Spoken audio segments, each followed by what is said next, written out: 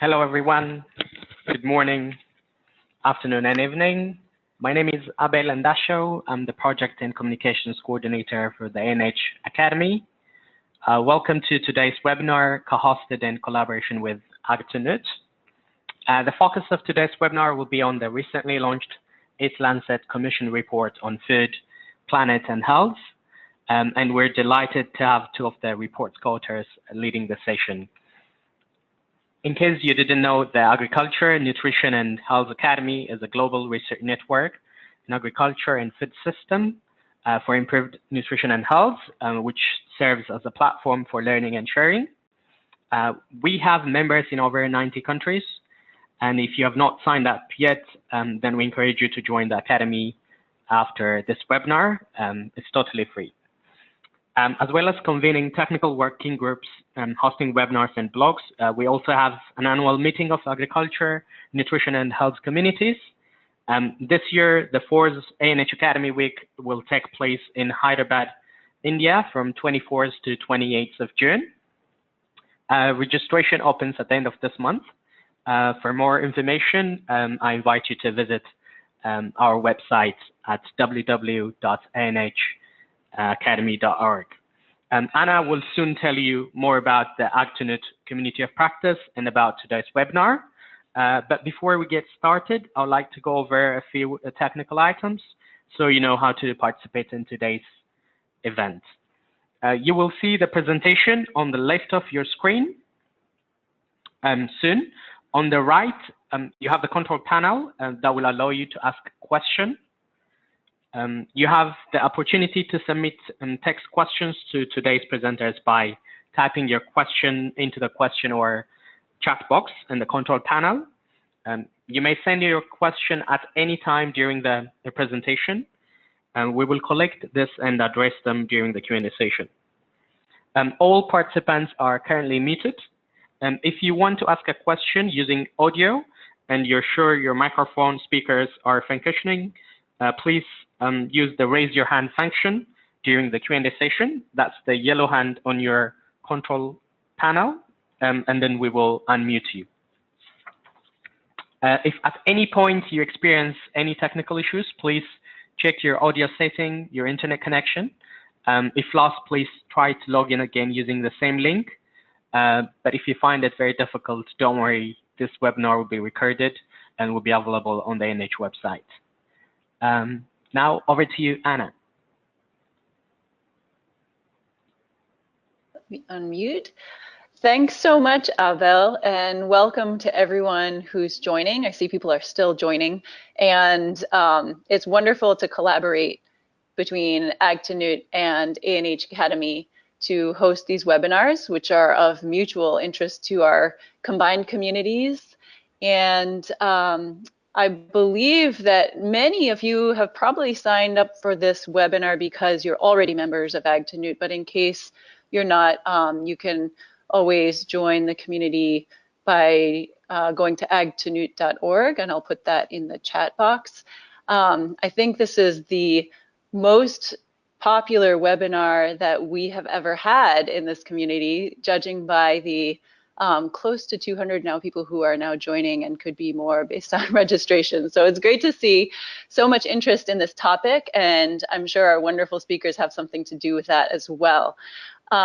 So having been, coordinating and working with the AgToNut community for many years now, since 2010, and also collaborating with ANH Academy now, an area of major concern for people in these communities is how healthy diets and sustainability intersect, and what they have to do with agriculture, how agriculture can provide both healthy diets and sustainability for long-term health of people and the planet. And this report that we're going to hear about today meets that question head on. And it's really an important development for our communities to hear about. So the report you're going to hear about from the EAT Lancet Commission has used evidence review and modeling to ultimately, spoiler alert, determine that it is possible, in theory, to provide healthy diets within sustainable environmental limits by 2050.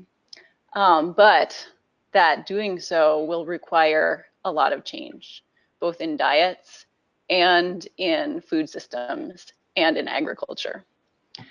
So today we're going to hear about the EAT Lancet Commission's recommendations in terms of, first of all, healthy diets. So listen for the reference diet that our speakers will tell you about, and be thinking about how this reference diet could be adapted to your region or your country, because we want to go back to that in the discussion section of the call. And then also what agriculture needs to do to meet these targets. So also be thinking about agriculture systems in your region and what you see in comparison to what may need to be done. So we're going to hear all of this from 2 of the 30 global experts on this topic who came together in the writing of the EAT Lancet report. So Dr. Jess Fanzo and Dr. Fabrice DeClerck are here. We can see their smiling faces. They may not stay on the video the whole time, just for connectivity, maintaining the best connectivity, but they wanted to say hello, and I'll also drop out as well in a moment. So they've kindly agreed to basically do another launch of the report for our communities. There are about 20 launches of this report going on this month, since it's hot off the press, and we're fortunate to be hearing directly from them to share it with us. And I'll just say a little bit about our speakers, and feel free to tell us more of your background if you wish. Jess Fanzo, many of you know already from her work on many projects and reports, including co-leading the Global Nutrition Report. And she is a leading expert on nutrition and food systems and sustainability. She's at Johns Hopkins as a professor of global food ethics and the policy program, directing that program, and is also leading, in addition to this research that she's leading, she is also the lead of the UN high-level panel of experts for food systems and nutrition. So no wonder she was an integral part of this EAT Lancet Commission, where all of these areas intersect. Fabrice DeClerck as well is well-versed in the intersections of nutrition, ag, and environment. He is trained in agriculture and environmental science, and has worked in every region of the globe on those issues. Now currently as science director of EAT and senior scientist at Biodiversity International. And also doing a lot of work with UN agencies. So it's great to have kind of both the ag and the nutrition expertise here on the call.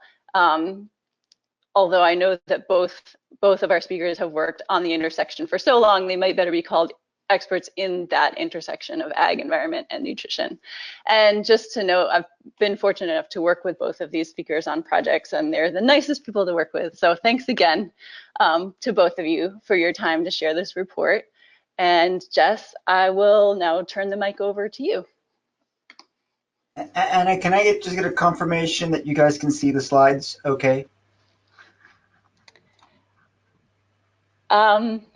Abel, is there any instruction on that? Because for my screen, the slides are not coming up, although I see your webcam. Okay. I think for some reason, I can't see the screen shared here, but I have the slide with me, so I can also do that one from my end. Why don't you just have Fabrice give him the presenter again? We took it away. Let me do, okay. Okay, so maybe while we're doing that, I'll get started. It's a real pleasure to do this webinar. I wish we could see all of your faces. Thank you so much for inviting us to do this, to the ANH Academy and to the Ag to Nutrition community. It's a real pleasure to present this work. I've worked with Fabrice for a little bit longer than I care to mention because we're getting old. But so I think this is a great opportunity to present with him. He's a good buddy of mine, and we worked pretty hard on this commission report over the last 2 years with 35 other people, commissioners and co-authors. This report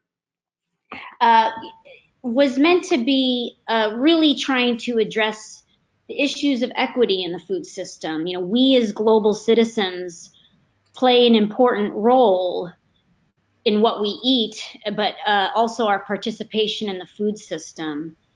And I think while this report is big and grand and global, there's a lot of relevant local conversations that can be had on how would you take this global report, localize it, and improve food systems and diets to ensure they're sustainable.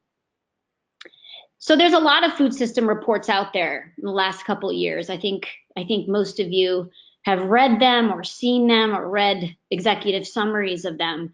This report is a bit different in that it moves towards science-based targets, right? It's moving towards targets for food production systems and diets. And we hope that it provides a framework and it inspires countries, communities, and individuals to think about sustainable diets and food systems. And, you know, we can talk a bit about some of the controversies that came out of the Commission report, and that's a good thing. We want there to be debate. We want there to be discussion. We want there to be the start of something bigger and grander, what we call this food system transformation that needs to take place. So we're going to present this report. And Fabrice, do you want to put it on? Maybe I'll turn off my video so people aren't distracted by that. And we'll get started. So what's the problem? What is the problem that we are currently facing with our food systems and human health? You can go to the next slide, Fabrice. Abel, you have control, so Abel, there you go. Perfect. Okay. So we're in this great acceleration in the global food system. We know that the world is dealing with multiple forms of malnutrition. Undernutrition is going down, albeit too slowly, and obesity and overweight is rising all over the world. Emissions from agriculture have been rising. Land area use for agriculture has been a mixed transformation. We're seeing a lot of changes that the food system has caused or that the food system is a victim of.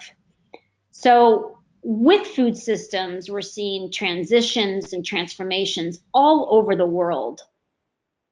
And it begs the question of why this is happening and how can we ensure that that transformation moves towards one that improves human health and planetary health in equitable ways. You can go to the next slide.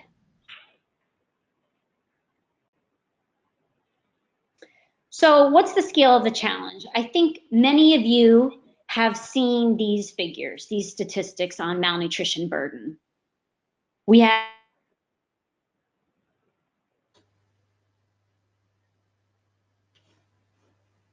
2 billion adults who are overweight, obese, 100% of the world's children under the age of 5. A stagnant number of children who are wasted, hovering at about 50 million. And what is now in the Global Nutrition Report, 38 million children who are overweight. 88% of countries face at least 2 burdens of malnutrition. That's incredible. So we're dealing with a global problem. No country is immune to malnutrition burden. Next slide.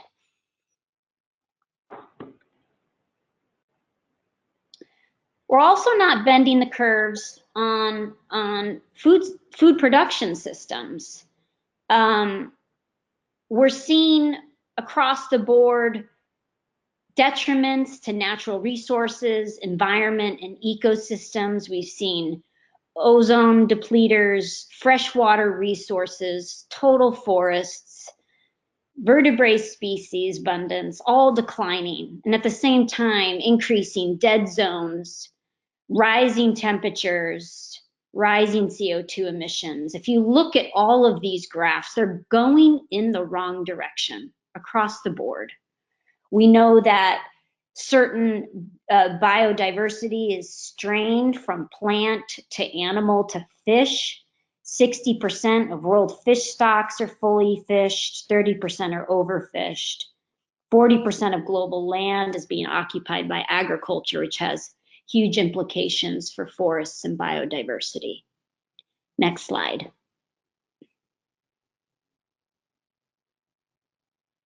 Next slide, yeah. So what did we do with this report? Well, we set out one goal. The goal was to achieve planetary health diets for 10 billion people by 2050. So how are we going to do that? Well, the first thing we did was we set out 2 targets and 5 strategies. You can go to the next slide. So the first target was setting a healthy reference diet using the best available evidence from the nutrition and diet literature, controlled feeding studies, long-term cohort studies, and randomized controlled trials. The second set of targets was defining planetary boundaries for 6 key environmental systems and processes, which Fabrice will talk about. From there, we used models to look at, well, we have this healthy reference diet, and we have these 6 environmental targets. What do we need to do to stay within those food production boundaries while delivering healthy diets by 2050? Can we do it? What are the trade-offs? So can we model this out to 2050, and what would it look like for food systems and diets? And then we outlined 5 key strategies to get there, to do this by 2050. Next slide. So the targets for healthy diets. This is the first thing that I'll talk about, and then I'll hand it over to Fabrice. If you go to the next slide. So again, in order to establish a reference healthy diet, we looked deeply in the literature, randomized controlled feeding studies, looking at cardiovascular disease risk factor outcomes, observational cohort studies, looking at long-term multiple disease outcomes, and randomized trials of dietary patterns, again, looking at cardiovascular and other disease outcomes. Next slide. And what we come up with is this healthy reference diet. This diet largely consists of vegetables, whole grains, fruits, legumes, nuts, and unsaturated oils, for example, olive oil. I'm sitting right now in Italy. And low to moderate amounts of seafood and poultry, and pretty restrictive quantity of red meat, processed meats, added sugars, refined grains, and starchy vegetables. The goal, the goal of this was to come up with a global average intake of healthy foods and compare them then to what people are eating around the world and see how much adaptation people would need to do. So if you go to the next slide, this is what it looks like on the plate. You see lots of color, lots of fruits and veggies, a nice portion of whole grains, and again, limited animal source foods, enough to meet nutrient requirements, but be cardio and health protective in the space of a person's diet for the day. Now, keep in mind that when this reference diet was composed, we didn't look at the planet. We weren't looking at the impacts on environment. This was just looking at health outcomes and can we meet the nutrient needs of the global population. Next slide. And here's just some examples of the planetary health plates, looking at the composition of the different types of food groups. Again, a lot of plant-based foods, a lot of nuts and legumes and other protein sources, and more limited animal source foods. Next slide. And this is a surprising graph that you'll see. This is looking at the planetary health reference diet, that 100% mark, and you'll see around the world what people are actually consuming. This data is coming from University of Washington's Global Burden of Disease Project. And you can see that red meat globally, that orange bar at the very top, we're consuming way too much, almost 3 times what the planetary health diet recommends. And you'll see some real outliers there, like North America in yellow, consuming way too much of the red meat of what is needed for human health. You'll see other countries that are consuming too little of animal source foods, and they need more. Now, another thing to keep in mind is this diet was designed looking at the population over 2 years of age. It wasn't looking at the diets of under 2 children, because they have special growth and development needs, and particularly need more animal source foods in their diet to meet their iron and zinc requirements. And if you look overall towards the bottom, the really healthy stuff, vegetables, fruits, legumes, whole grains, nuts, most of the world is not getting enough of those food groups to meet their nutrient, particularly micronutrient, fiber needs. Next slide.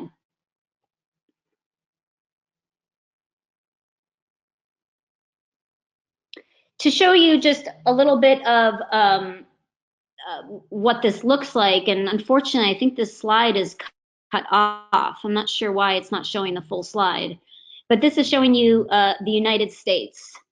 This is the United States and what they consume beyond the health boundary. So look at the red meat, 288%, starchy vegetables, 293% over what is needed. If you go to the next slide.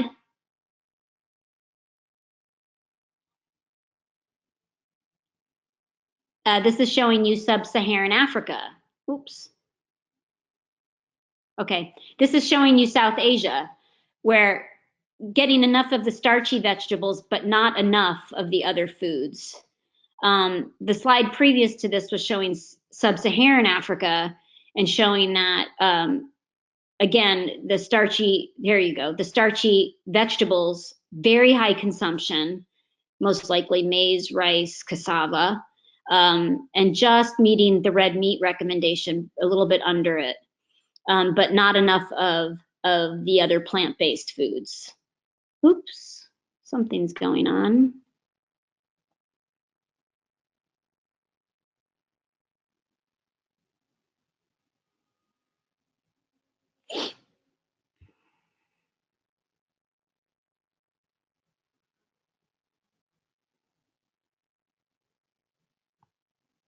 We're having a little bit of logistical issues here.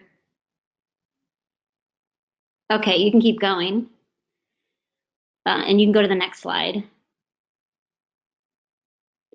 And so when we modeled the healthy reference diet, we wanted to see what the impacts could be on life-saving. And we used 3 different modeling scenarios. And what we show in these 3 different methodological approaches is really very similar results, in that following the healthy reference diet, we would avoid approximately 10 to 11 million adult deaths per year, about 22% mortality risk reduction. So looking across 3 different types of modeling to look into the future of the potential of the global population consuming this diet, we'd have significant health benefits on morbidity and mortality. And I think a lot of you know that the current diets that the world is moving towards or consuming is one of the top risk factors of morbidity, disability, and mortality now. These diets of high sugar, salt, and fat, low in fruits and vegetables and whole grains, legumes, and healthy nuts and unsaturated fats. So taking on this healthy diet would have significant health benefits to the global population. Next slide.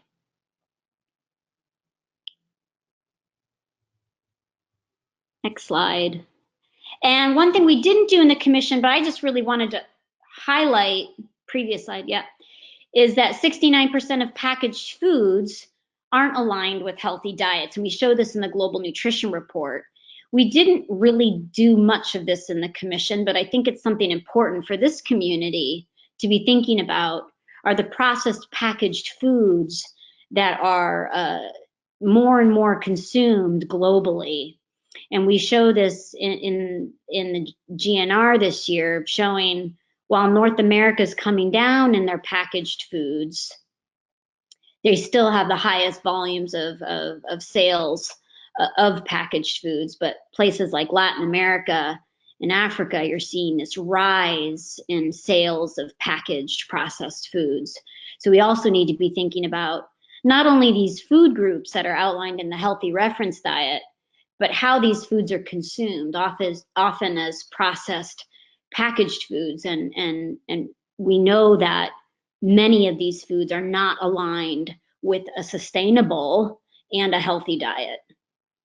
So I'll move on to Fabrice and let him take over this next section. All right, thanks, Jess. Hi, everyone. And I'm going to ask Abel just to change the slide deck for us and apologize a bit for the technical issues. The screen share function hasn't been working well. So what I'll do, and if Abel, if you could just open up the deck that I emailed you a moment ago, that would be great. So what I'll do is I'll transition to the second part, the second major target that we've been working on. So Jess highlighted the environmental health side, and really the approach that we took was to recognize that food systems have two hard boundaries. One is the dietary health boundary that Jess described. I think all of you who work in nutrition recognize the need for both sufficient diet quantity, 2,500 calories, as well as a sufficient dietary quality, the proportions of foods coming from the different mixes. The second hard boundary is the environmental one. Adele, just let me know if it's not working for you, and I'll. Okay, great. The second hard one is the environmental one. And there we're looking at environmental limits, borrowing on the work of a big scientific community on planetary boundaries. And the case that we make is that food systems need to be bounded by both these dietary requirements as well as these environmental limits. So Jess and I have been working on this through the Lancet Commission, but as Jess flagged, we've also had the pleasure of working with each other for almost 2 decades now, and started out as this notion of eco-nutrition, recognizing the interaction between agriculture, environment, and health back in 2004. So it's nice to see this come full circle. Abel, let me get perfect. You got it. Brilliant. So let's go into the second part. So again, the second hard boundary is the environmental limits. The first hard boundary is the dietary health constraints. And I think what we want to emphasize is that in this commission, we didn't make comparisons about a specific diet A or diet B, but provide a very flexible set of options. And Abel, if you want to go to full screen, that would be great. And the same thing for environment. We didn't compare organic to conventional or no-till to rotation-based, but really the objective here was to identify what was the safe operating space of food systems that allow us to feed 10 billion healthy diets with environmental limits by 2050. That stuff in the middle is the decisions we need to make in terms of food systems. And that's, again, where we leave ample decision space for those choices. Perfect. So let's go to, so let's start with this slide right here. And so the approach we used was very much a planetary health approach, where we recognize that there's been significant work that recognizes humans' impact on environment. We've entered this age of the Anthropocene, where human impact on environment has reached geological scales, so where human activity really is the major defining factor of sustainability, particularly in terms of how we've taken these elements, carbon and climate, nitrogen and phosphorus, water, and shifted their movement between major Earth components. The classic example is climate change.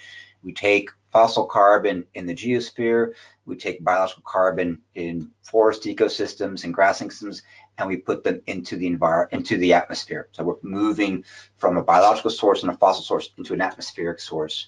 Nitrogen and phosphorus, not talked about as much, but humans have largely altered nitrogen cycles and phosphorus cycles globally. Nitrogen largely an atmospheric resource that we put into soils to produce food, and which flows now into fresh water and marine systems. The same thing with phosphorus, a geological resource, geological pool that we've put into the soils and which is being lost into aquatic systems, driving eutrophication and dead zones in marine coastal areas. The same thing with water, which behaves like climate, like nitrogen and phosphorus, where here we take it from aquatic systems and put it into land-based systems, agriculture for irrigation, bring it back into the atmosphere, a much more rapid cycle than for the other elements. But we've basically taken these 4 biogeochemical cycles and we've significantly altered them from what would be considered a background or a resting rate if you were using a health professional-based metric. We identified a 5th target, biodiversity, and here I just want to flag that when we speak to biodiversity, it's not just those cuddly, charismatic species, the panda bears and the giraffes and the gorillas and the orangutans that need space, and which I think have an important intrinsic value, but it's also recognizing that biodiversity is both a major Earth system component, the biosphere, and that it's a major driver of the flow of nutrients between Earth system components. Remember that we're using a biogeochemical approach. So our alteration of what species, how many species, and where those species are found not only has an important ethical value, but also drives quite a bit of the alteration of our nitrogen, phosphorus, carbon, and water cycles. So biodiversity is important in of itself as well. Land, I think, represents much of this. We're recognizing here that 40% of terrestrial ecosystems have been converted to agriculture, either rangelands or croplands, and that further conversion of natural ecosystems to agriculture implies further deviation of the carbon, nitrogen, phosphorus, and water cycles, as well as the huge loss of biodiversity. Next slide, Abel. So that's the approach. It's really to say, can we take these elements and define a safe operating space? And as Jess flagged earlier, is from an environmental point of view, we're really concerned that we're not bending the curve on these major processes. There is one, I think, very positive example where we have bent the curve, and that's ozone. That's the upper left here, where in the 60s and 70s, we recognized that we were having significant impact on ozone, that this had human health impacts.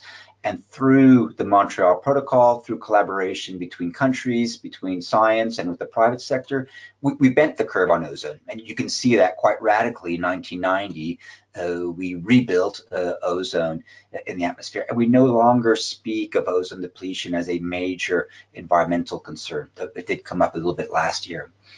We're not seeing that same curve bending on these other figures. The amount of fresh water available per capita. The Colorado River doesn't reach the sea. Cape Town last year was faced with a complete water shortage. We're seeing similar trends in terms of marine catches. We're seeing evidence that we have maxed out in terms of our capacity to draw on marine fisheries. The number of dead zones, these areas polluted by nitrogen and phosphorus in our coastal areas, have gone from 0 in the 50s and 60s to more than 600, and regular annual pulses of these dead zones in the Gulf of Mexico, Baja California, and basically any major delta of a basin with significant agricultural production or a city adjacent to it. Forest loss continues to decline at a rapid loss. With that, the loss of biodiversity. As an ecologist, we often talk about the 6th greatest extinction witnessed in the history of Earth, not in the history of humanity, but in the history of Earth. The only difference is that this extinction is not caused by a meteor strike or volcanic eruption or climate change. It's caused by humanity and humanity's appropriation of space for our own needs. The same loss of forest, as well as conversion of fossil fuels, drives greenhouse gas emissions, and we're all quite familiar with the story in terms of the impacts on climate change. What I really want us to take away here is that we are trying to bend the curve on climate at these famous 2 degrees. What the Lancet Commission wants to remind everyone is that, yes, climate is important, but this really needs to be a case of and. It's climate and biodiversity and water and land and the other environmental variables that we've been discussing. And here we then are expecting to see by 2020 major curve bending on each of these variables. So these are the kinds of figures that we'd expect to see changes on in the coming decades. Abel, next slide, please. So just as we did with diet, is we proposed if you want, a flexitarian approach to environment. And what we've done here is not to speak out in support of everyone has to eat Mediterranean or everyone has to eat a vegan or vegetarian diet, but we provide, I think, hard stops for environmental variables which serve as a guidepost for food production. So the same environmental variables, these earthly processes of climate, land change or conversion to agriculture, freshwater use, nitrogen phosphorus cycling, and biodiversity loss. We provide a boundary for each of these, 5 gigatons of carbon dioxide equivalent per year for climate, 13 million square kilometers for land, 2,500 cubic kilometers of water per year used for food production, and then a nitrogen and phosphorus application boundary, and then a species loss boundary. These are a bit more technical than I would like, and so what I've tried to do is to translate these into what the global implications would be, and that's this last column that I've added for you. But basically, we're saying agriculture currently emits 5 gigatons of carbon. We're looking to no new emissions from agriculture starting now. Agriculture occupies 13 million square kilometers. We're looking at a zero land expansion model, again, starting now. The water one is equivalent to trying to maintain at least 30%, if not more, environmental flows in basins. Environmental flows is a measure of how much water is passing through a watershed, a river or stream, and suggesting that we'd have at least 30% maintained. So the Colorado River is an example of one that is below that threshold. Nitrogen and phosphorus, we use an application boundary, but our real concern is the density of those 2 nutrients in waterways. And so we've set pollution boundaries in terms of the milligrams of NNP per liter or per meters cubed. And then for biodiversity here, we're calling for keeping at least 50% of land intact for biodiversity.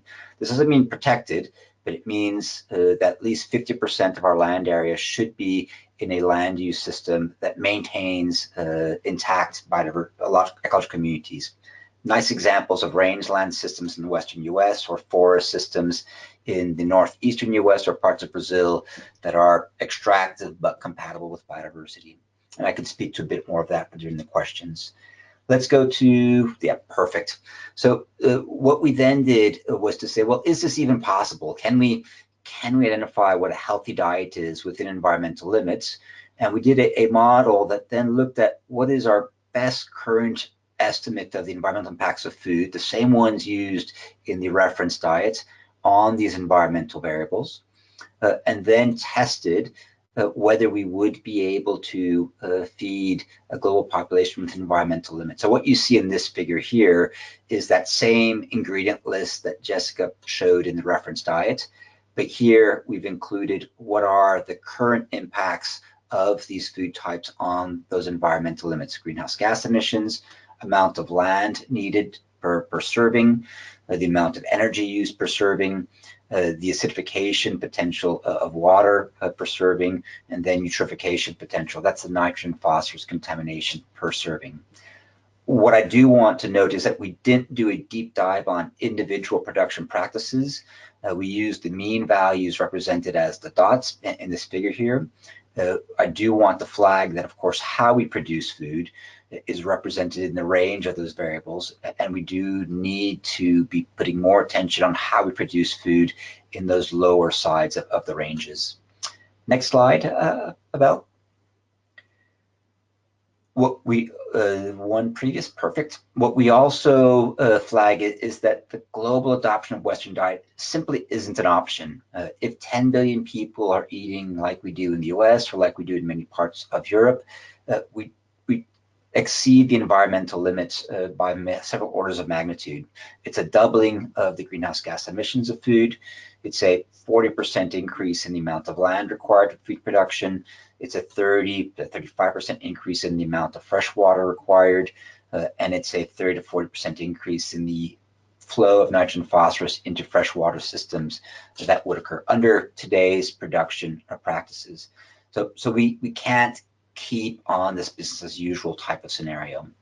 The next slide, Adele. What we then want to see is, well, what impacts would, I think, either accelerated and at least aligned interactions between both the health community as well as the ag and environment community mean? And here we developed a model that would look at what would be the impact of a dietary shift to the reference diet that Jessica presented. What would be the impact if we reduce food waste and loss by half, in line with SDG 12.3? What would happen if we could close yield gaps, improving production practices to about 75%, rebalance nitrogen phosphorus application so that we increase its use where we have yield gaps, but where we decrease the flow or loss of nitrogen phosphorus into freshwater systems where we have high levels of productivity? And can we minimize land expansion to either secondary habitat and avoid into intact forests because of impact on biodiversity? And then we add one other level production, which was a bit stricter. Here's what you can go ahead and go to that next one, Abel. So here's a bit the results of that modeling work. What you see in red in the top half is these out of bounds conditions beyond the boundary conditions proposed by the Commission for these 5 environmental targets. And biodiversity is not here, but biodiversity, achieving the biodiversity target is basically the sum of achieving these 5 environmental targets. The green space is the safe operating space, so it's the inbound space. And the yellow going across the 5 environmental variables, this is the region of uncertainty. And so you can see that in terms of freshwater use, there's a lot of spatial variability, there's a lot of uncertainty still, and there's a need for more work for both water, nitrogen, phosphorus to try to reduce that uncertainty. But the red bar for each figure is business as usual, and you can see that under the assumption that with economic development, people shift towards a more Western diet, that we push food systems out of bounds for each of these environmental limits. And what we're trying to reduce them back into that green space. The yellow is food waste and loss. The gray is the improved production practices. And the green is the dietary guidelines, 2 levels for each of those guidelines. And what you can see then, of course, is that depending on which environmental limit we're interested in, production practices or dietary shifts will have variable impact or food waste and loss. But in very few cases is a dietary shift or production practices, improved production practices or reduced food waste and loss alone sufficient for bringing us within that safe operating space. But really the aligned action along those 3 intervention types is what is needed. So I think the real important take-home message here is that yes, it's possible, but yes, it also does require alignment between public health, environment, agriculture, and other actors in food systems. Next slide, please, Abel. Okay, so that's it, Abel. If you could shift back to the first presentation, we'll hand over to Jess to take us home on the major intervention options and spaces. Okay, I'm going to switch to the other presentation. Thanks, Sibel, and I'll start us off. So we really wanted to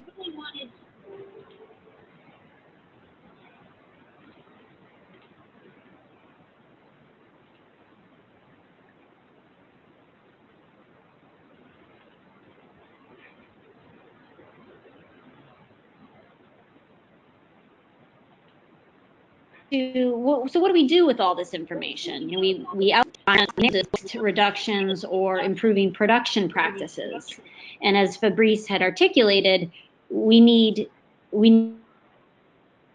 a combined approach. And so, how do we get to that? And we outline 5 strategies for what we are calling a great food transformation. So, Belle, if you could go to that.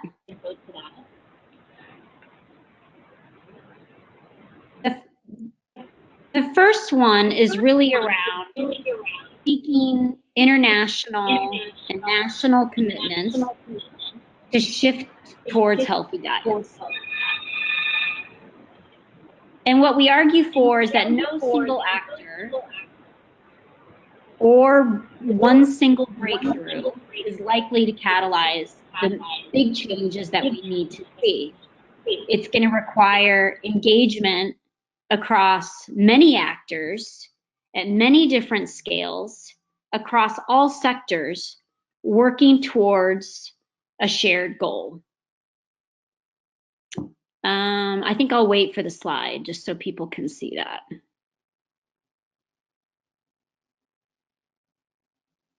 Not sure. Okay, I'm gonna share the slide now. No,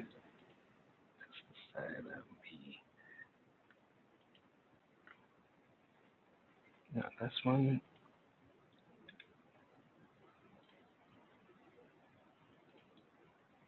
Or just give me presentation rights or something. So if you go down. This is a slide, right? So keep going. Keep going.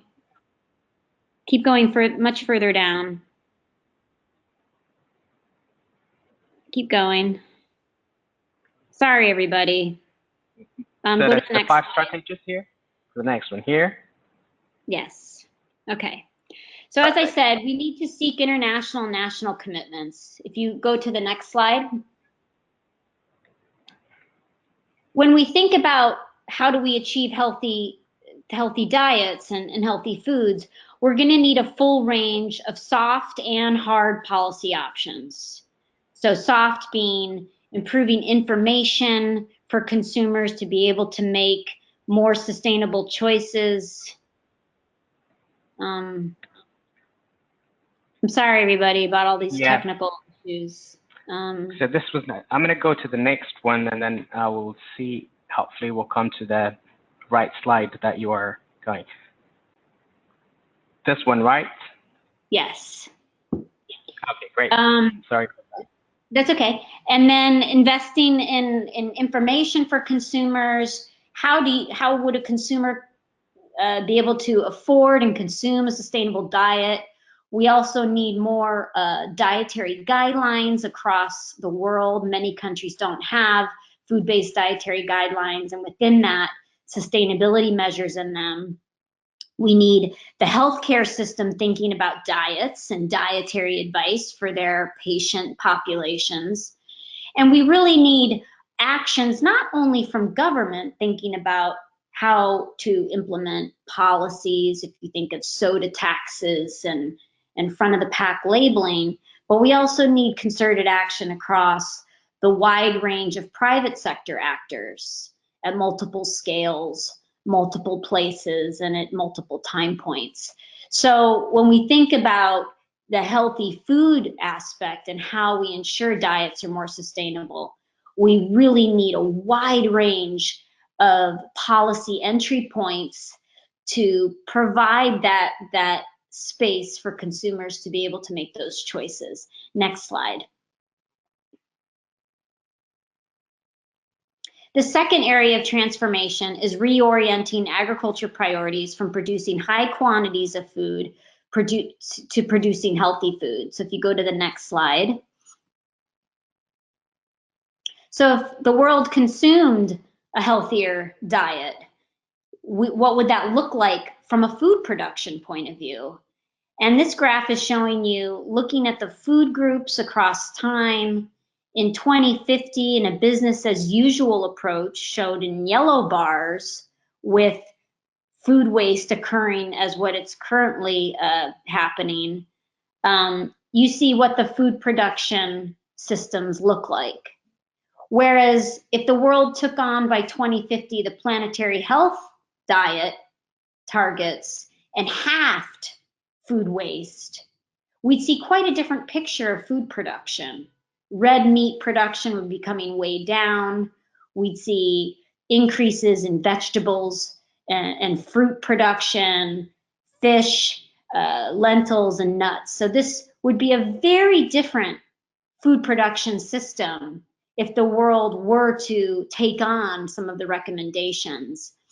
And obviously there's caveats within that around land use and yields of these different foods that the report goes into in quite some detail. And there's trade-offs that are going to be made when shifting food production systems to be able to answer to this new planetary health diet that we need to be thinking about, not only at the global level, but the very contextualized local levels of different types of production and livelihood systems. And I'll let Fabrice take over from here. Great, thanks, Jess. Abel, if you want to scan to the third solution space, there's a couple of arrows on this slide.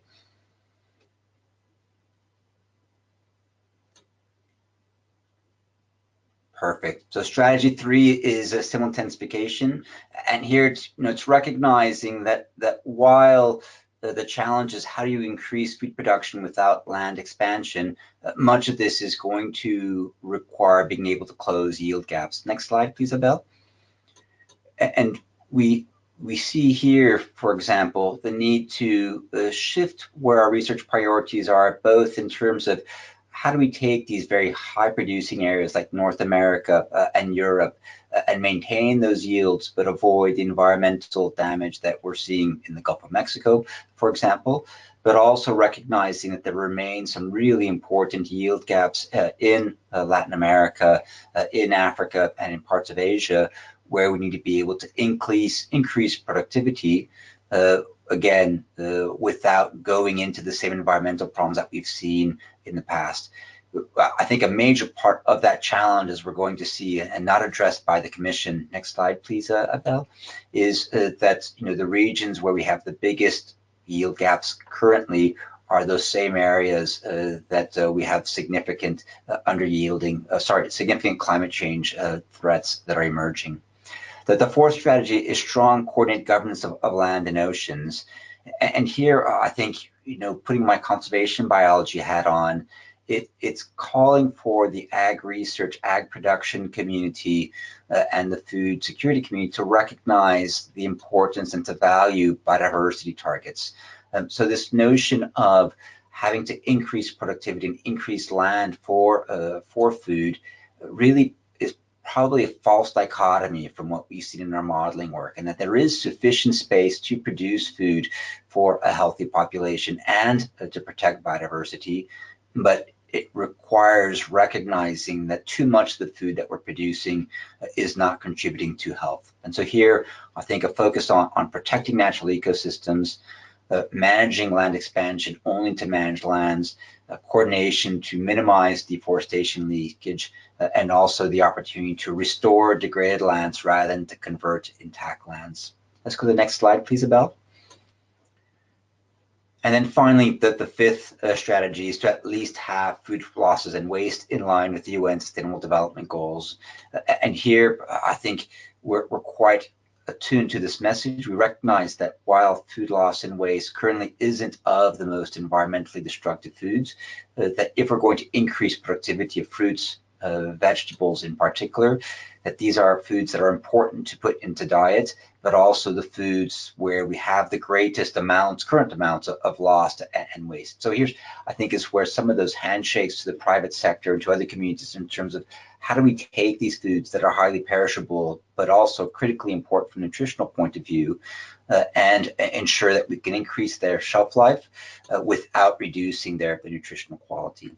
Next slide, please, Abel. So here, I think calling again on options to improve infrastructure, storage across value chains, packaging, processing technologies, food labeling, food safety, information education campaigns, and also I think some important policy-based options. We were at the African Union just a couple of weeks ago, and recognizing that the difficulty in transporting food across borders is a major driver of food loss and waste. Trucks with tomatoes that are rotting in the sun waiting for border passes, and that I think increased agreements to allow the east flow of these perishable foods as well as infrastructure required are the kinds of innovative and probably not the first order solutions that we tend to think of, but really again where the interactive space and the collaboration for solutions should and will need to emerge. So with that, I think that we're done, and I'd suggest, Jess and Anna and Abel, that we allow some time for questions and answers. And I do want to pause by saying that I'll take responsibility for the slides. I shared the wrong slide deck with the team, and we realized that the sharing screen option wasn't working on my side, which led to Abel's courageous efforts to try to keep us all happy and on track. But thank you so much, Fabrice and Jess. And a couple people have asked if we can share the slides after, which we will plan to do. So thanks to all of you for making it work and making the content shine through, regardless of a few technical difficulties. So onto the content, a lot of questions have been raised, and I just want to say thank you very much to Jess, who has a hard stop right now, but thank you for making a really engaging presentation, and we will soldier on with the Q&A. Despite... That's a long blow, Jess. Oh, you're muted. I'm leaving at the best time, right? I get to not have to answer any questions. No, I'm sorry, everyone. I have a hard stop. The Global Nutrition Report meeting is going on, but please do send me any questions by email. You all know where to find me, jfanzo1@jhu.edu. And please feel free to follow up with me, but you're in good hands with Anna and Fabrice, and I look forward to seeing you all somewhere on the planet. Well, hopefully is a healthy planet. Take care, everybody.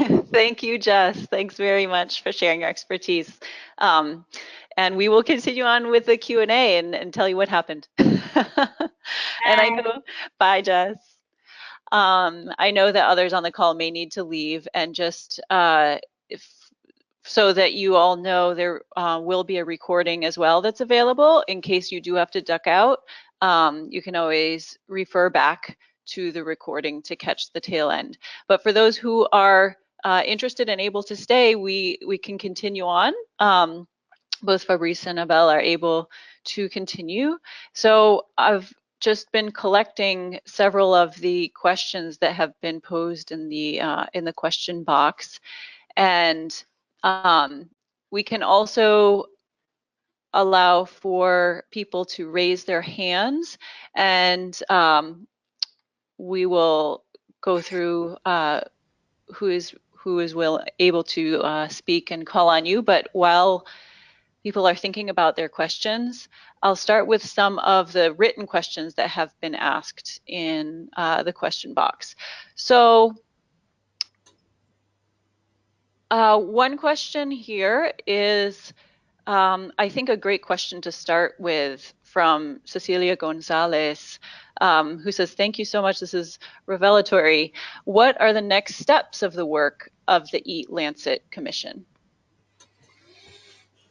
Yeah, great question. So the commission's officially disbanded. It was brought together to put the report together. We are, as Anna flagged, doing several launches globally. We'll be doing Mexico City, San Jose, Costa Rica, and Bogota, Colombia next week. There's also a series in 3 or 4 cities in Canada as well. What's been more important, however, is then to try to create a community that takes into consideration both the environmental and the dietary health limits that have been proposed, and begins to think through and propose means by which we might be able to achieve that. We've set up several of these. There's a C40 network with 40 cities that have been looking at municipal policies that allow us to be within limits. There's a collaboration with the private sector, not uncontroversial, with the World Business Council for Sustainable Development with 40 companies who have been trying to develop business solutions around the guidelines. And then another collaboration with the United Nations Sustainable Development Solutions Network and the EASA, where we have 20 countries whom are now engaged in a Senathon exercise, trying to build national level pathways towards healthy and sustainable food and land use systems, and testing whether the sum of their individual country actions allows them to achieve both global targets but also national targets. So a lot of the work now is trying to see, well, what does this mean for the private sector? What does this mean for city? What does it mean for distinct geographies? That's right now. So our ambition is trying to support those efforts, both with science inputs, but also creating community. And then from a science point of view, we are working with the CGIAR on a Sustainable Intensification Commission that will focus more on how far can production practices take us and which ones. And then a Blue Foods Commission, which will look at the capacity of marine systems and freshwater aquatic systems to provide healthy and sustainable sources of protein in particular. So a full agenda. Yeah. I hope you'll join us on. Yeah, it sounds like it. So we do have a couple of people with their hands raised. Before we do that, I just want to give a little time to some of the questions that have been waiting in the chat box. And so I want to ask a few that have come in together. So these are ones sort of within the sustainability realm, Fabrice. So I'll ask you 3 or 4 at once and you can tackle them as you wish. So from Jody Harris, we have fantastic report and presentation. What does a zero land expansion target mean for initiatives such as AGRA, the Alliance for a Green Revolution? So functionally speaking, what needs to be done? Another question from Maria Skura. Roots and tubers are similar nutritionally and some contribute more to micronutrients more than others. I worried that you put them all in the same bag. Could weaken sustainability in the high Andes where potatoes are a key crop. So that's, you know, some thinking about regional adaptation around these diets as a question. Irene Valstar asks, why is there a range for all food groups in the planetary health diet except for whole grain cereals? And Murad Morsi asks a couple of questions. One, in relation to increasing yields and decreasing losses, did the panel of experts talk about the potential role of GMOs? Is there a consensus there? And how about estimates of costs of reference planetary health diets relative to costs of diets as they are now? So a bunch of really rich questions. I'll stop there for a moment. Yeah, great. So I won't have answers for all of them. On AGRA and zero land expansion, that's a global value. So we estimated that we currently are at 50% intact globally. That there's parts of the world that are beyond that kind of conversion, and it's the grassland biomes in particular. So there. We're flagging that there's a need to restore grassland biomes to halt particularly loss of forest biomes, and then some wiggle room between the two. For the AGRA countries, what we've also proposed is that the 50% intact target that we put for biodiversity is one that should be evaluated at the ecoregion level. So these are typically sub-national. And so for those countries, we'd urge them to take a look at where they are above or below that, that limit, and to try to prioritize then restoration of degraded lands with the most appropriate land use, and also to focus on the intensification rather than the expansion scenario. The expansion piece is a particularly concern for forest ecosystems, and we recognize that there's a really important dialogue that will need to happen here, where fundamentally it's a suggestion that forest biomes have greater value in terms of climate mitigation and biodiversity conservation than they do for food production, but there is no global market for biodiversity or carbon. And so that's, I think, a really sticky issue that we think people are going to have to tackle. Roots and tubers, I think that a big part of the work here is we are missing, I think, better nutritional quality data, not just for a whole set of roots and tubers, but for a whole set of locally available and what some call neglected and utilized species. And I think that this is a limitation, if you want, of the Commission in terms of recognizing those nutritional values and also being able to match those to local agroecologies. So I do encourage, I think, a lot more work on trying to create global databases on nutritional value of a much larger set of species. This is a major, I think, limitation in our capacity to develop more locally appropriate cropping systems from a consumption point of view. I think Jess, Roslyn, Reemans, and Anna and I, we worked on this about a decade ago, and there's good data on approximately 160 species, but that's the tip of the iceberg if you consider there's 10,000 varieties and species of edible plant crops that could be better utilized. The range on cereals, that's a good question. I don't have an answer for that. I wish that Jess were here. But if I understand Walter correctly, I think it's to secure the caloric contribution from grains. Of course, there would be some variance around that, but smaller than 4 other food groups. We put a minimum value on the protected foods and try to put a maximum value on those foods whose overconsumption causes harm.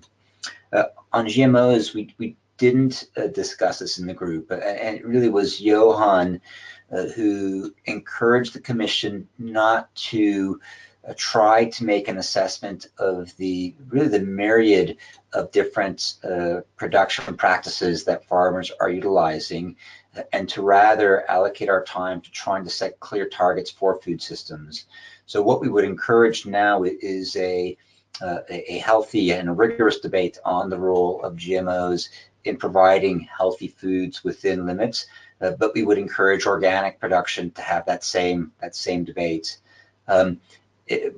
Taking my commissioner hat off and now speaking out of what the Commission specifically looked at in depth, my biggest concern with GMOs is with the biodiversity boundary, in that they represent large expanses of land that are significant reduced genetic diversity, but also where we've halted evolutionary process and gene flow. And to me, that raises some major flags in terms of whether we create a system that works against nature rather than with nature.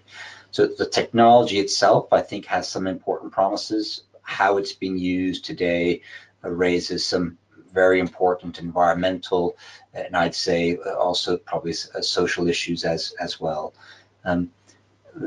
That being said, Lancet hat back on, we again wanted to set clear targets for food and encourage all actors in food systems to really push themselves to articulate whether their practices at scale contribute to achieving these targets or not.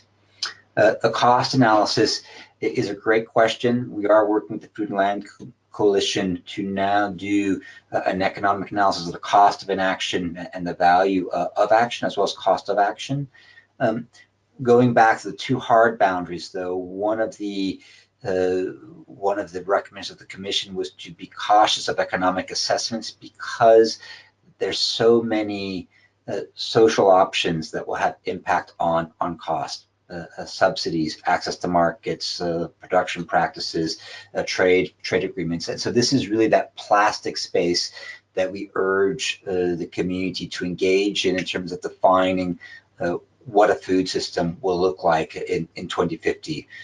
We really tried to focus on the hard, non-plastic boundaries while recognizing the economics, how you produce food, and the specifics of what a local diet would look like. These are the choice spaces where we want to make sure that we create policies that set a fair stage for action, but that don't restrict the option space for farmers or for consumers.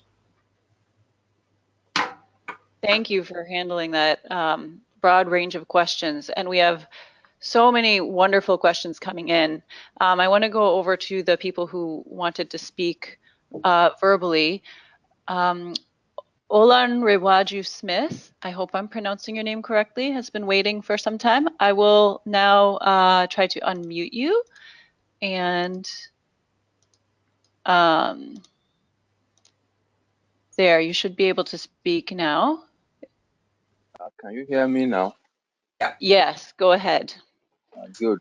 I actually sent a message also, just was hedging my bet to make sure I get to say something.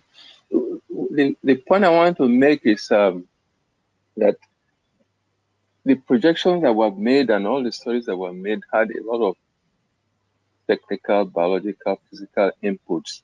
Very study, if I can say that.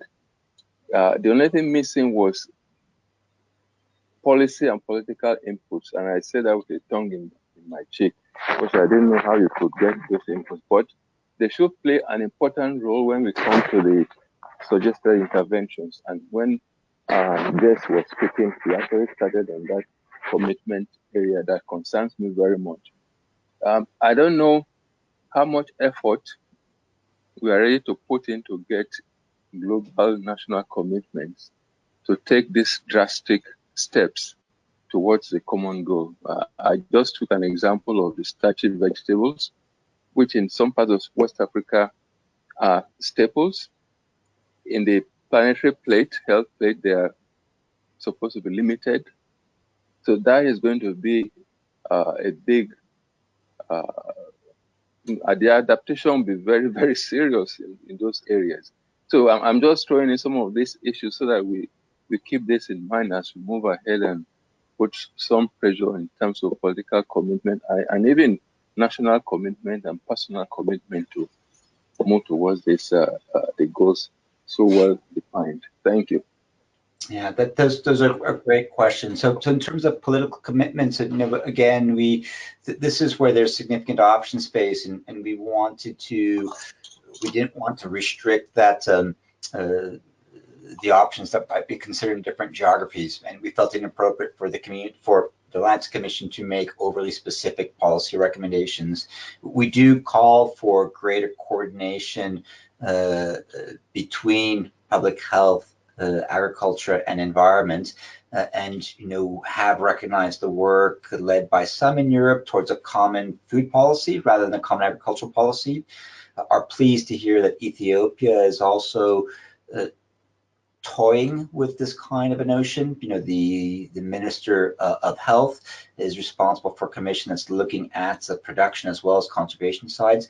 And I think that the main objective that we had was to provide a set of targets that would allow for alignment between sectors. Even if there's no coordination, alignment would be a tremendous first step.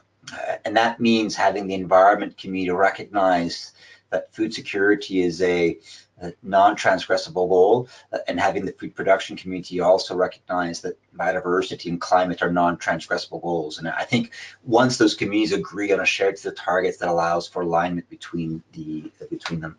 On tubers in Africa, just be a little careful that and I should be careful, that the slides that we showed are really regional assessments of what is being produced compared to consumption demand.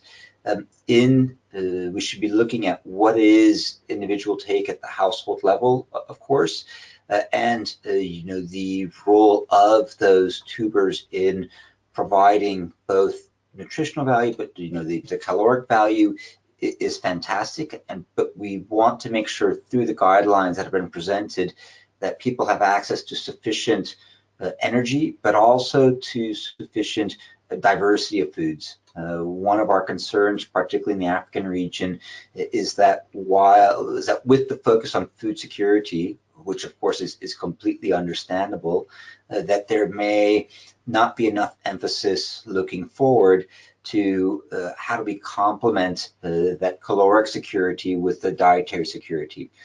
And so increasing tuber and starch production, yes, absolutely, but not in the absence of those other important food ingredients. Great. We'll go to a couple more questions from people who've raised their hands. Siri Mavo Nair and Naila Goma have had their hands up for a while. I will unmute both of you. Siri Mavo, go ahead first, and then Naila can state a question after, and we'll try to do both at once. For action, right? Okay. Hello. Can you hear? Siri Mavo, are you there? Yes. Go ahead. Hello. Hello, Go Siri. ahead. Yeah. Hello. Yeah. I had a question on how we can address the food loss because in low-income countries to high-income countries, we have a production loss which occurring versus the consumption loss is what was projected. So what is that is being proposed to get some answer on this? I don't have specific recommendations for both the production and the consumption loss. There's a range of options in terms of reducing loss to pests and diseases. I understand from a lot of my work in sub-Saharan Africa that a lot of this loss occurs in the seedling stage, the planting stage. So there, better climate information, better support to farmers in terms of varieties that are resistant to particularly early stage seed development, as well as the kind of technologies that improve storage or refrigeration while in transport. There's really a whole set of options. And one of the things that I think I've really been trying to emphasize to people is that there's no monopoly on solutions, but rather that on production, on reducing food waste and loss, and on consumption, there's a million, if you want, options, and that we really need to be able to create policies and support mechanisms that allow many local options to emerge, and to be a bit cautious of single source solutions because we don't think there will be silver bullets to it. But I hope that makes sense. It's probably not a wholly satisfactory response, but we didn't look at specific technologies to reduce food waste and loss.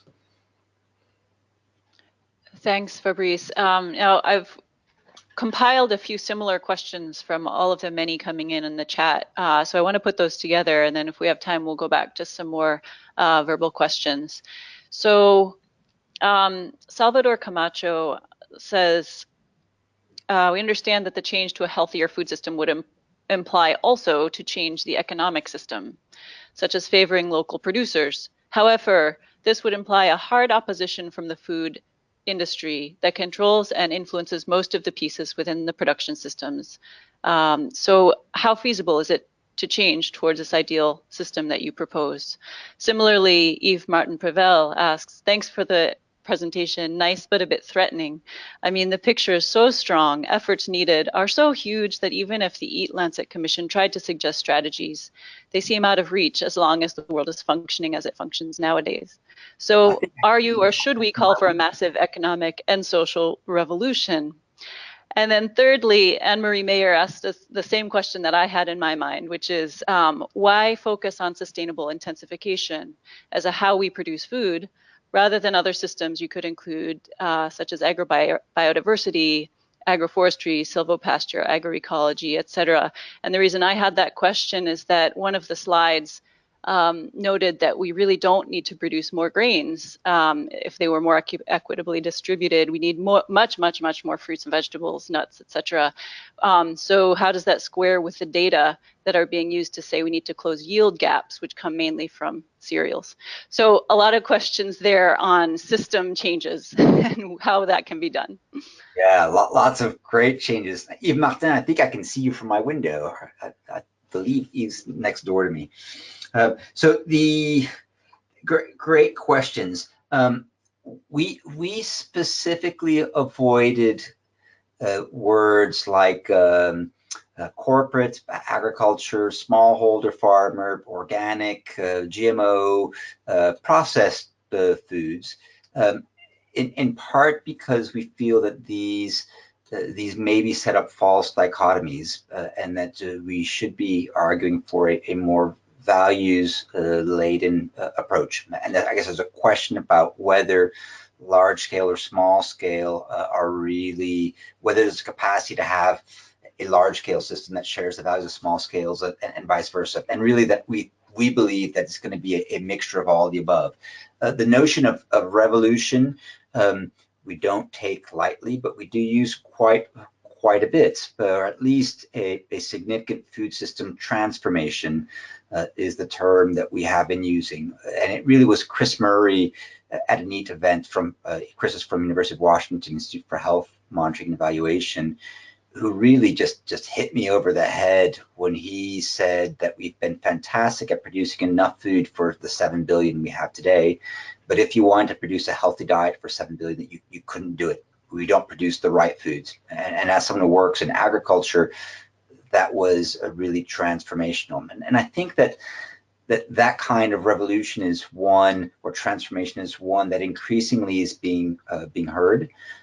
I think that having the public health sector engage more with agriculture has huge impact on rejigging the way that we approach agricultural development. I mean, the levels of dietary-related disease that we see in the UK, in the US, to a lesser degree in Europe, but also in Europe, that we see emerging in cities in sub-Saharan Africa are unacceptable, and I think that they speak volumes to the need for this kind of change.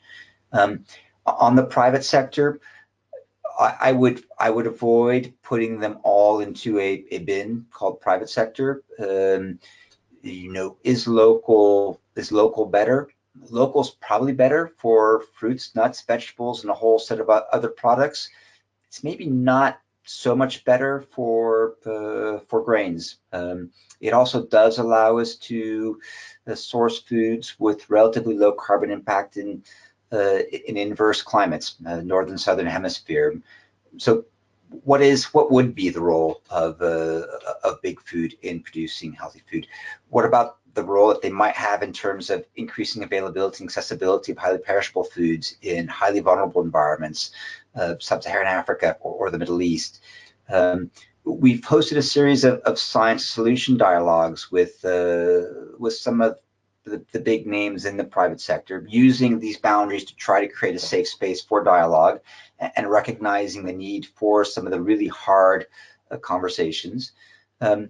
And I've found that when we speak to, global food systems that contribute to local economies, that's a topic that they're open to. That when we have conversations with them about reducing meat production to be within dietary recommendations, it makes them nervous, but they're willing to have that conversation as well. Processed and packaged foods that Jessica presented, they are very aware that the current processed and packaged foods they're producing are not contributing to health. And I think there is an important question that they're asking internally about how might they promote the consumption of healthy foods? How might they package and process healthy foods to increase shelf life and availability? I think these are all really key questions, and one of the things that EAT has been trying to do, both through the targets but through the food forum and our events, is to say, let's create the space where we have these challenging conversations, and let's use an unapologetic movement towards a food that is healthy, that is sufficient and abundant, that is within environmental limits, as the boundaries to enable us to have those hard conversations. But we think we need to have those conversations. I think that's what I wanted to say about that. And I don't know if there's something more specific. I'm happy to try to speak to it.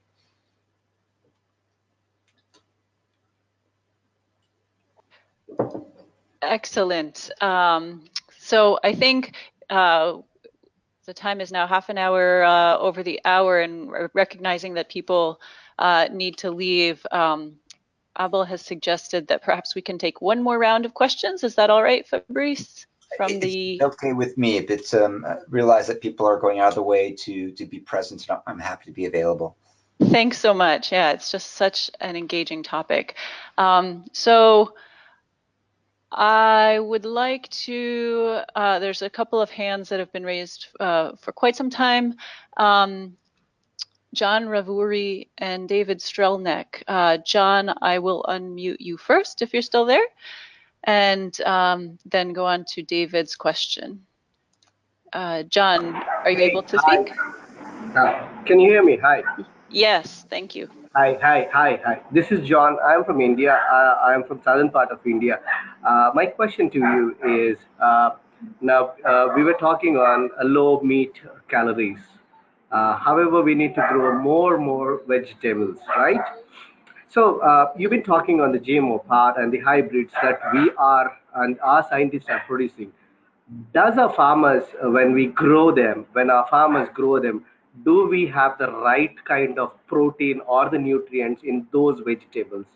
Because the native varieties have been changed to hybrids and the GMOs.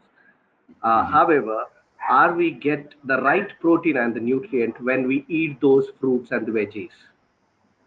That's my question. Thanks, John. And I'm just going to go to David so that he can contribute his question in this round as well. David, you are unmuted. Can you hear me? Yes. Hi, thank you. I have a question from the perspective of what we call our Nourishment Economies Coalition.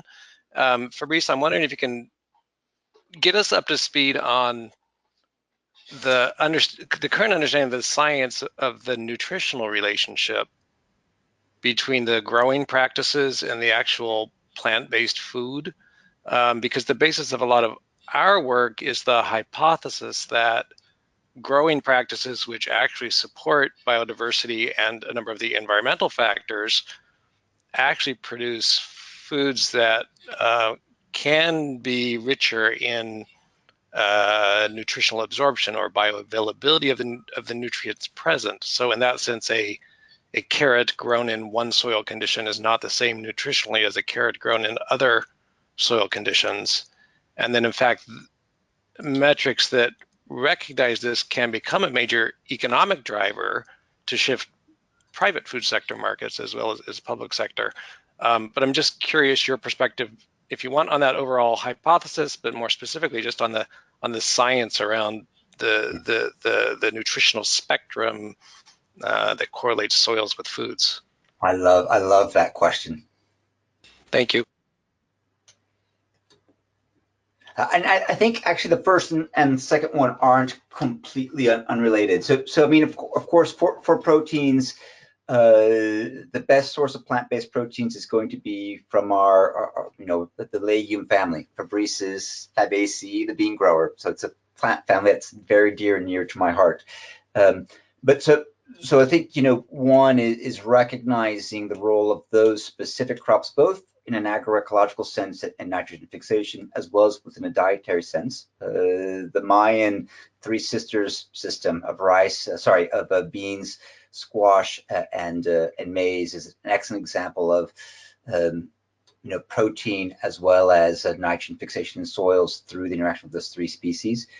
I would, for the Indian colleague, I'd say I haven't seen very good data yet on changes in nutrient profiles with the hybrids, but it's a topic that I think is going to get quite a bit more attention. Not just what are the impacts of improved varieties on not just yield, but these other variables that we've been talking about: nutritional quality, nitrogen quality, drought resistance, soil carbon, capacity to put carbon back into soils. I think these are increasingly becoming the kinds of traits that some of our breeders are recognizing are important.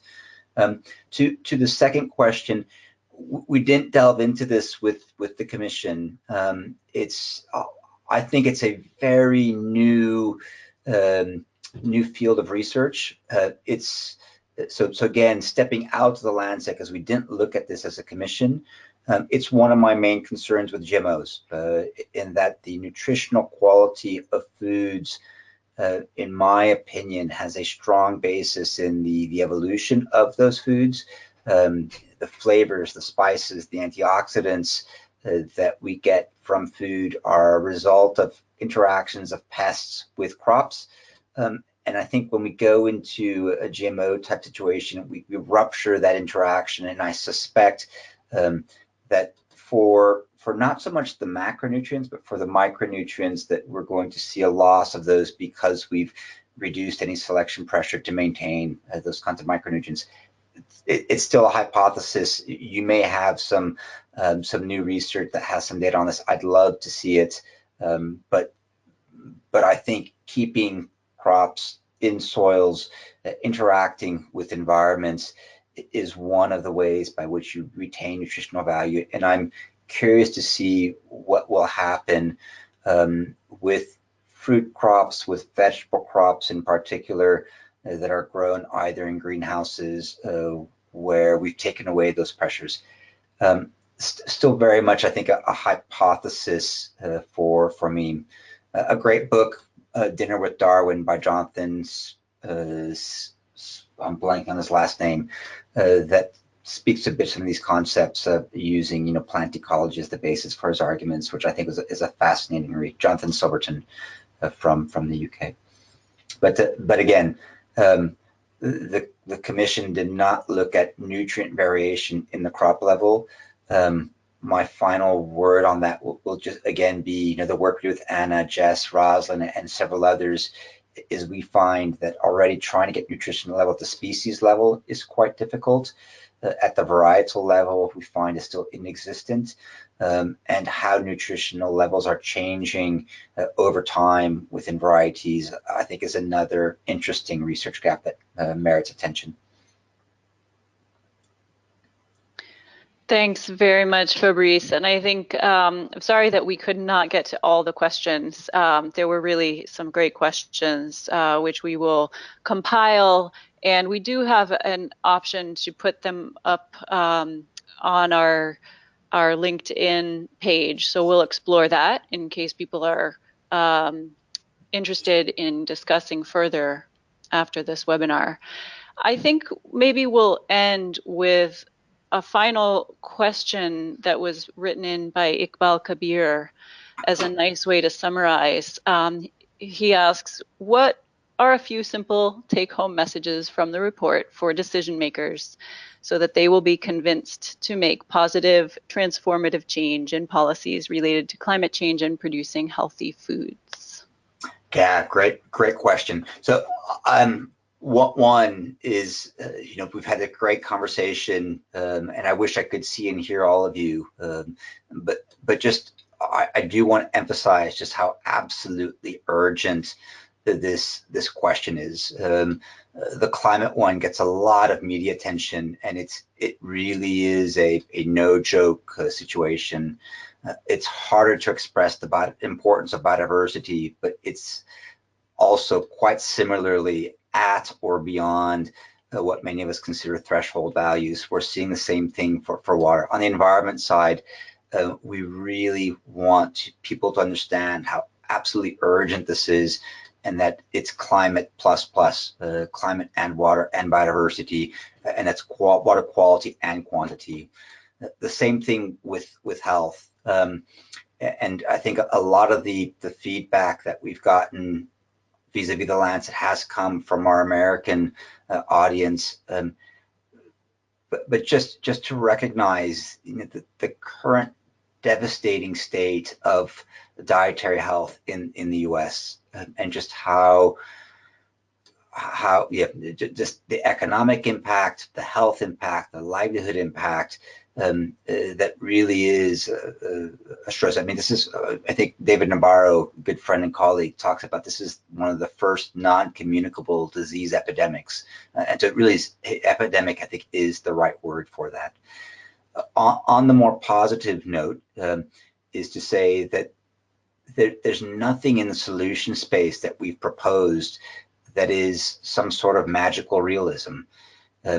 Shifting what crops we grow is doable. We know how to close yield gaps, and yes, I would include agroforestry, agroecology, and other nature-based solutions within sustainable intensification. Sustainable to me is the environmental limits that we've described, and I think those are all tremendous options, and I spend much of my time working on silvopastoral systems, agroforestry systems, etc. The third one, I think, is, and this is not so much for policy, is that we've seen that the real power of food is that it allows us to have a conversation with uncommon collaborators, agriculture, health, nutrition from a sector point of view, private sector, policy, NGOs from an institutional point of view, but also from a very personal point of view. Our daughters, our sons, our grandparents, our mothers, strangers in a line. I've been to conferences where I don't know anyone, and this has been the easiest topic to talk about, just turning around the person behind you. And the last point related to that is that, yes, significant policy action is required, significant private sector engagement will move us faster, but shifting towards healthy diet, reducing food waste and loss, those two options in particular are quite empowering from an individual point of view. And there's nothing stopping us when we make decisions in terms of what we're going to eat, hopefully at least 3 times a day, to think about what we're eating, where it came from, and how much of it we're wasting. Nothing drives the private sector faster than consumer behavior. And so those individual choices are not only good for us, not only good for the environment, but they also send very strong signals to policymakers and to the private sector. Brilliant. So well said, Fabrice. Really, you just did a wonderful presentation and service to us by sharing all of this with the global communities. Thank you so much. Clearly, there's a huge amount of interest in this topic. This is the most well-attended seminar we've had, and almost 100 people here have stayed till the very end and throughout the whole Q&A session. And I know we could continue going on talking about this all day. So there is a link to the Ag2Newt LinkedIn page that I've posted in the chat box. Thanks to Cecilia Gonzalez for setting that up. And we can continue the conversation there for anyone who has additional questions and wants to talk. Unfortunately, the system doesn't allow a lot of chat back and forth between attendees, but that can happen in the LinkedIn page, so you're welcome to check that out. We will also send around the presentation slides and the recording link once we get that set up. And so if you missed part of it, or if you have colleagues who wanted to see and hear this presentation, they can do that as well. So I'll turn on once again just to say thanks everyone for your attendance and your fantastic questions. And thanks, Fabrice, for sticking around so long to give the floor to so many people around the world who have tuned in. And Abel and ANH Academy, many thanks for hosting and tackling these technological issues in real time. Abel, I don't know if you have anything more that you wish to say before we close?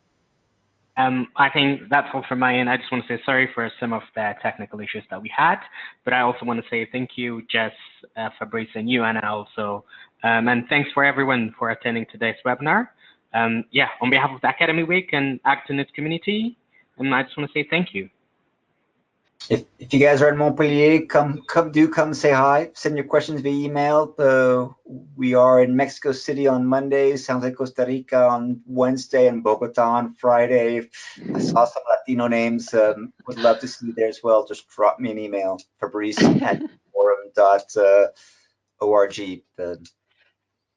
So if you can catch him, Fabrice might show up anywhere. It sounds like we'll send around the emails for Jess and Fabrice as well for anyone who wants to get in touch. So thanks once again. We'll close here, and hopefully the conversation will continue through the LinkedIn page. So thanks everyone.